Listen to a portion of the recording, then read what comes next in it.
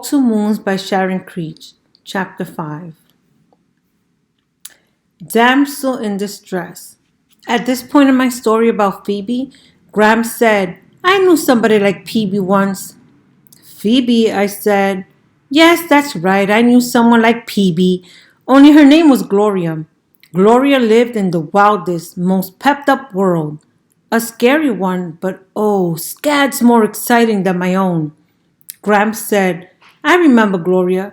She's the one who told you not to marry me. She's the one who said I would be your ruination. Shush, Graham said. Gloria was right about that at least. She elbowed Gramps. Besides, Gloria only said that because she wanted you for herself.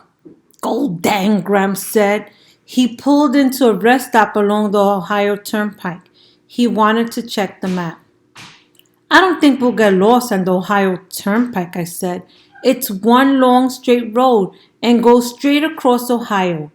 I did not want to stop. Rush, rush, rush, said the wind, the sky, the clouds, the trees. Rush, rush, rush. Where there? Well there, Chickabiddy. I only want to be sure, Gramps said. If all he wanted to do was check the map, that seemed a safe enough and quick enough thing for him to do. My grandparents can get into trouble as easy as a fly can land on a watermelon. 3 years ago, when they drove to Florida, they were stopped by the police for driving in their underwear.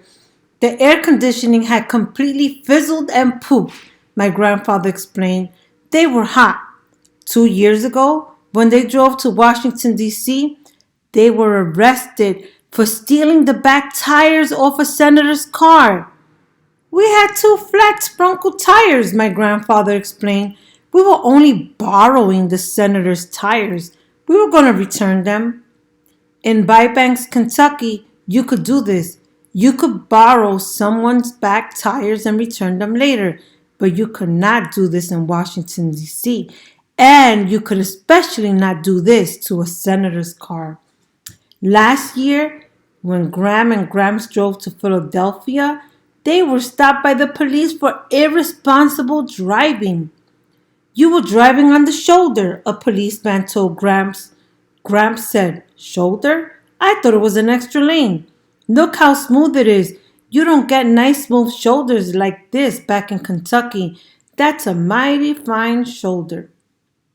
So there we were, just a few hours into our trip out of Lewiston, Idaho, and we were safely stopped in a rest area, and we were quietly and safely and quickly checking the map.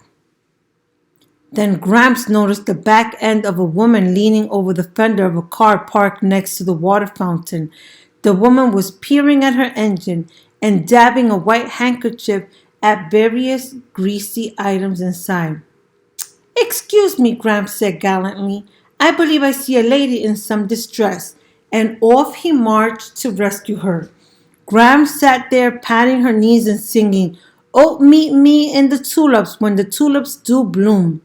The lady's white handkerchief, now spotted with black grease, dangled from her fingertips as she smiled down on the back of Gramps, who had taken her place leaning over the engine. Might be the carbusterator, he said, or maybe not. He tapped a few hoses. Might be these dang snakes, he said. Oh my, the woman said. Snakes? In my engine? Gramps waggled the hose. This here's what I call a snake, he said. Oh, I see, the woman said. And you think it might be those snakes? That might be the problem? Maybe so, Gramps said. He pulled on one and it came loose. See there, he said. It's off. Well, yes, but you, dang snakes, Gramps said. He pulled at the other one. It came loose. Looky there, he said. Another one. The woman smiled a thin little worried smile. But 2 hours later, there was not a single snake still attached to anything to which it was supposed to be attached. The carbusterator lay dismantled on the ground. Various pieces of the woman's engine were scattered here and there. The woman was in the phone booth. Gramps was still pulling things out of the engine. I was laying in the grass praying to a sugar maple tree and listening to its response. Rush, hurry, rush. The tree's mapley smell reminded me of Bybanks, Kentucky. Gram was singing about the tulips. We had left home 6 hours earlier and were now precisely 82 miles along our 2,000-mile journey. Let us get there in time, I prayed, and don't let get in an accident, and let my mother come home with us. At last, the woman with the dismantled engine called the mechanic, who took one look at all the pieces of her engine laying on the ground and said, "You have a credit card?" "Yes," she said. Gramps pulled out his wallet. "If you need some cash."